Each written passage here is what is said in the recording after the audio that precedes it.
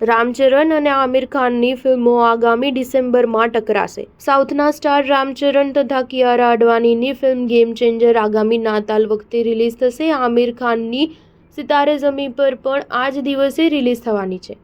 આથી આ બે ફિલ્મો વચ્ચે બોક્સ ઓફિસ પર ટક્કર થશે। તેલુગુ અભિનેતા રામચરણે પોતાની આગામી ફિલ્મ ગેમ ચેન્જરનું શૂટિંગ પૂરું કર્યાની જાહેરાત સોશિયલ મીડિયા પર પણ કરી હતી। આ ફિલ્મમાં રામચરણ એક રામ મદન નામના આઈએએસ અધિકારીના રોલમાં જોવા મળવાનો છે, જ્યારે કિયારા અડવાણી તેની પ્રેમિકા હોવાની સાથે સાથે આઈએએસ અધિકારીના પાત્રમાં છે। આ ફિલ્મનું શૂટિંગ 2021ના ઉત્તરાર્ધમાં શરૂ કરવામાં આવ્યું હતું। 3 વર્ષની મહેનત પછી આ ફિલ્મનું શૂટિંગ પૂરું થયાની ઘોષણા કરવામાં આવી છે। આરઆરઆર ફિલ્મની સફળતા પછી હિન્દીમાં પણ રામચરણનું ફેન ફોલોઈંગ વધી ગયું છે। બીજી તરફ આમિર ખાનની ફિલ્મ સિતારે ઝમીન પર માસ ઓડિયન્સ નહીં પરંતુ ક્લાસ ઓડિયન્સ માટે જ હોવાની સંભાવના છે।